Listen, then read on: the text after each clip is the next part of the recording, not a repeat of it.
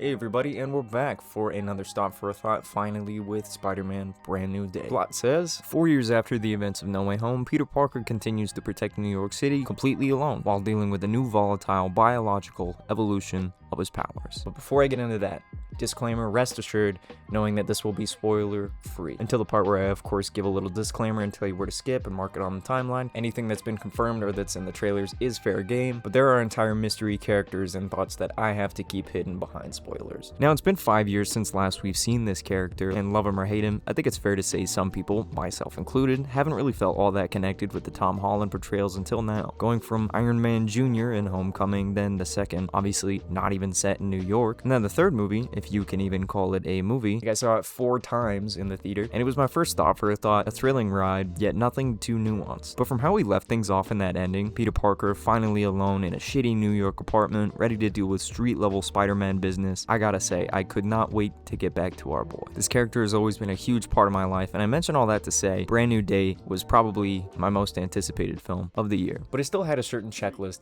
as to what I wanted to see here. I wanted a memorable New York City with a personality like the Raimi trilogy. I was hoping to see Peter finally move on to a new setting with a different cast of supporting characters. I also needed at least one shot of him saving somebody. Remember when superhero movies actually had heroes saving people? Yeah, I missed that. But most importantly, I wanted Peter Parker at the focus of a remarkable Spider-Man story. So did I get what I wanted? Well, I don't think anything could have met my expectations, but I was still surprised. For starters, this is probably the best looking Spider-Man movie that isn't animated, and a cinematography top 10 for the MCU, which is a welcome change from the previous film. A huge problem I have with Marvel, and especially No Way Home in particular, is this uninspired, boring color grading that looks like ad material, using stiff camera movements and distractingly bad green screen. Spider-Man himself with this impossibly smooth and artificial look just doesn't work for me. Like, I can't understand what animators are so afraid of to make like a little bit of clump or just the slightest bit of wrinkles to make it look real. So I was pleasantly surprised when I saw this new suit, which obviously looks fucking great. It looks authentic. At times you can see through the eye mesh, while the red and blue pops and complements the color grading so well here against the visual style. Gone is the boring MCU gray. I also don't think swinging has ever looked better in live action. And a lot of the set footage shows them doing this practically from a crane in downtown New York, which once again goes to show that practical work just sells. And everything in this universe just feels tangible. I also found the lighting a large improvement. It's not as noisy or studio loud. It's a lot of in-universe sources of colds and warms reflecting the mood. And for once, I got no problem with the other CG elements, for the most part. Like, you can seriously tell there was a lot of care being put into this film from a Spider-Man fan's perspective. With shots straight up ripped from comic covers, corny quips aplenty, and an exploration of the Peter Parker character that I was missing from the last few. And for the first while, it was checking a lot of my boxes. And I think the first half is definitely stronger here. Another positive is that I think this is some of the best Spider-Man action we've gotten. Straight up pull and finishing moves from the games. It's fluid. Each fight feels entirely different and bigger than the last, with him fully embracing his powers throughout the film. There's even some notable martial arts choreo and some unique camera work that go along with it, which all felt very fresh and impactful. One negative I do have is that maybe the score isn't as noticeable or as memorable this time around, which is a real shame because I think Michael Giacchino did great, and like there's some all-time Spider-Man moments in here. For this being the 4th in the series, the film gives a more mature tone to reflect that, which is fully warranted and effective. I even got a little teary-eyed at a couple parts, and for Spider-Man at the center of the story, I think Tom Holland did a pretty fine job. This time he's not showing as much emotionally, but by now we really understand and feel for this character. Like, you feel like you've somehow grown with him, and Holland gives an endearing performance that brings you the closest you've ever been to him. Somehow I haven't seen a whole lot of Zendaya's critically acclaimed performances, but I think she's probably the best she's been in these films. However, something I think holding this film back is that I think Ned and MJ should have been left behind entirely. Like last time, I was kind of relieved to see Peter say goodbye forever to his high school buddies, potentially leaving space for new friends and new love interests in a brand new chapter. Yet Peter's just still kind of stalking and dwelling on them, which is probably what would happen, yeah, but then I ask, what was the send-off for? How come we make them forget if he's just gonna try and undo it in the next one? I thought we were moving on. Why pussy out and undercut the emotion of that now? What, just so that these people can share their awesome chemistry? I don't know. For what it is, the beats between the three of them stick really well and is arguably the best it's ever been, but I think it's time we start expanding this universe besides familiar faces and supporting heroes, which Speaking of, John Bernthal was a huge standout. You know, maybe it's my fault for not having seen any Punisher content aside from that one 2004 film, but the dynamic highlighted between him and Peter here is what's making me want to buy another ticket. I truly think they nailed the back and forth here. Easily could have watched an entire Spider-Man team-up film, and I look forward to seeing more things like this now in the broader MCU. Which is also a compliment I can give this film, is that Spider-Man aside, I'm glad to see we're finally back to world building in the mainline MCU, and it feels the most connected it's ever been as an established universe. Obviously, you have the Hulk, Tombstone, Punisher, Scorpion, Boomerang, and many others in this movie, though just a thought, wouldn't it have been really cool if they didn't show Hulk in any of the marketing and he was just in the film and we were surprised? Because they present it like you don't know he's in it. Now it would have been really effective if it was an actual surprise. Whether or not all those faces crowd the spotlight is something we're gonna have to get into later. And as for the villain, all I'll say is that I think the presentation was quite interesting. I also enjoyed the fun visual tricks they had with their ability, one that would require some careful choreography leading to a fun action sequence or two, but overall,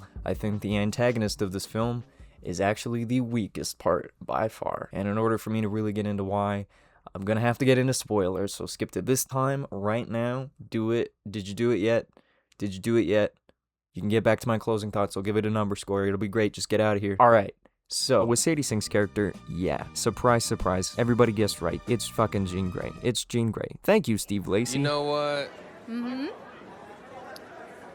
Jean. I like Jean. Okay. She's the villain, but like, there's a reason to her madness. Okay. No problem. My feelings aren't hurt. Not really.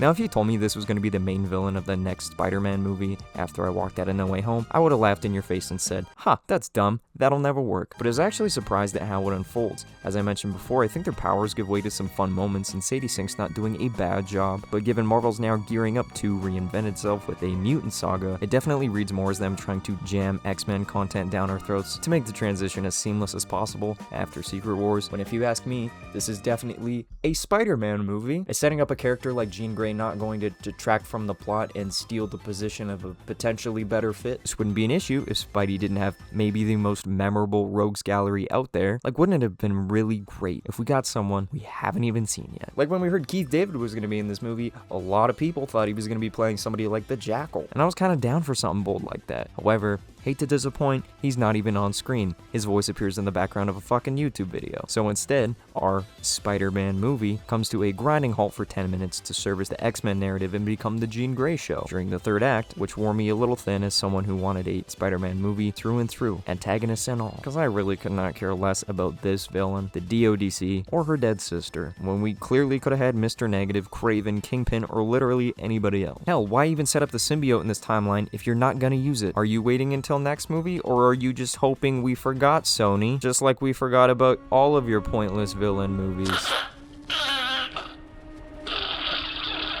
Another thing that has me conflicted is that by the end, Jean Grey is kind of unredeemable. I don't like her. Reintroduce this future protagonist character as someone who's possessing people, making them kiss Peter, fuck with innocent people's heads, make people jump off of buildings, and at a point, I'm not even joking, she makes an old man walk into oncoming traffic just so she could look cool?